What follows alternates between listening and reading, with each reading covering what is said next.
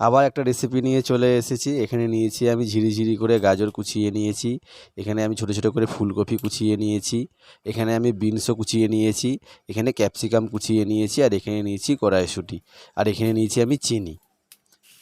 চলুন, আর এখানে নিয়েছি আমি কাজু কিশমিশ, আর এখানে নিয়েছি আমি গোলমরিচ, লং, দারচিনি, তারপরে স্টার ফুল, এলাচ, তেজপাতা, আর এখানে নিয়েছি আমি ফ্রায়েড রাইসের চাল। সে চালটা আমি ধুয়ে জল ঝরিয়ে নিয়েছি এবং ভিজিয়ে রেখেছিলাম খানিকক্ষণ। তো এখানে আমি জল বসিয়ে দিলাম। যেই জলটা গরম হয়ে যাবে তখন আমি জলে দিয়ে দেবো 1 চামচ সরষের তেল কিংবা রিফাইন তেল। তো তাহলে কী হবে, ভাতটা ঝরঝরে হবে। তো আমি এখানে রিফাইন তেল দিয়ে দিয়েছি। তারপরে এখানে ভিজিয়ে রাখা চালটা আমি দিয়ে দিলাম। চালটা যদি 1 ঘন্টা আগে ভিজিয়ে রাখতে পারেন তাহলে সেই চালগুলো একটু বড় বড় হবে। আর এই ভাতটা পুরো গলালে হবে না, মিনিমাম আপনাকে এটা 85% মতো করতে হবে। পুরো করলে ভাতগুলো গলে যাবে। তো দেখুন এখানে আমার ফাস্ট ফুডটা হয়ে গেছে। তো আমি এখন দেখুন এবারে আমি আস্তে আস্তে এটা আমি ছেঁকে রেখে দেবো। দেখুন ভাতটা ফুটছে আমার।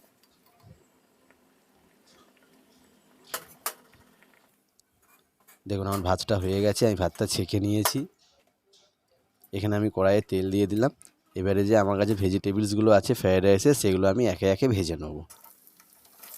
তো আমার রেসিপি, আমার রান্না যদি আপনাদের কারো ভালো লাগে তাহলে আমার চ্যানেলটি লাইক করে দেবেন, সাবস্ক্রাইব করে দেবেন এবং আপনার পরিবার এবং আপনার বন্ধুবান্ধব সবাইকে দেখার জন্য সুযোগ করে দেবেন, একটা শেয়ার করে দেবেন। এই দেখুন খুব বেশি লাল লাল করে ভাজবো না, একটু হালকা হালকা করে ভাজবো, কেননা পুরো যদি ভেজে নিই তাহলে কালারফুল হয়ে যাবে। এই দেখুন এবারে আমি দিয়ে দিলাম বিনসগুলো সে একই রকমভাবে ভাজবো আমি, কেন জ্বলিয়ে দিলে হবে না, কেননা চালের সাথে এটা মিক্স করতে হবে। তো আর যারা যারা আমার কমেন্ট কোথা থেকে দেখছো আমাকে কমেন্ট করে জানাবে। আমার এখন অনেক কমেন্ট আসছে, তাদেরকেও আমি রিপ্লাই দিচ্ছি। এই দেখুন এটাও ভাজা হয়ে গেছে। একের পর এক আস্তে আস্তে হালকা করে ভেজে নেবেন, যাতে না হয়, বেশি জ্বলে পুড়ে না যায়। দেখুন গাজরটাও দিয়ে দিলাম আমি। একটু বেশি করে তেল দিয়ে ভাজবেন, তাহলে দেখবেন যে ভাজাটা ভালো হবে। অল্প তেলে ভাজলে তেলটাও বেশি লাগে। তো আমি এই জন্য একবারে একটু বেশি করে তেল দিয়ে দিয়েছি। ফ্রায়েড রাইসটা করতে একটু টাইম লাগে, কিন্তু দোকানের থেকে বাড়িতে বানিয়ে খেলে কিংবা কোনো অনুষ্ঠানের জন্য যদি বাড়িতে বানিয়ে নেন তাহলে খুব ভালো হয়, কেননা সবসময় অর্ডার দিয়ে তো আর খাওয়া হয়ে ওঠে না। এই দেখুন আমি ক্যাপসিকামটাও সেই তুলনায় ক্যাপসিকামটাও আমি ভেজে নিলাম। এরপরে আমি দিয়ে দিলাম কড়াইশুঁটি। তো কড়াইশুঁটিটা আমি সেদ্ধ করিনি বলে একটুখানি ফাটছিল, তো তাও গ্যাসটা কমে আছে, আমি ওটা ভেজে নিলাম। দিয়ে এখানে আমি দিয়ে দিলাম তেজপাতা আর এলাচগুলো ফাটিয়ে নিয়েছিলাম, তার সাথে দিয়ে দিলাম আমি এই গোটা গরম মশলাগুলো সব দিয়ে দিলাম। দিয়ে এটা একটু আমি ভেজে নেব।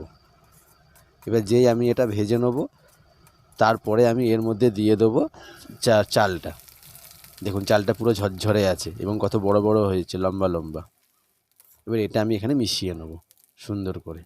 উপর থেকে দিয়ে দিলাম আমি চিনি, উপর থেকে দিয়ে দেবো আমি নুন, কেননা এই নুন চিনি এগুলো আপনারা আপনাদের পরিমাণ মতো দিয়ে নেবেন। আর খুব সুন্দরভাবে নাড়বেন যেন চালগুলো ভেঙে না যায়।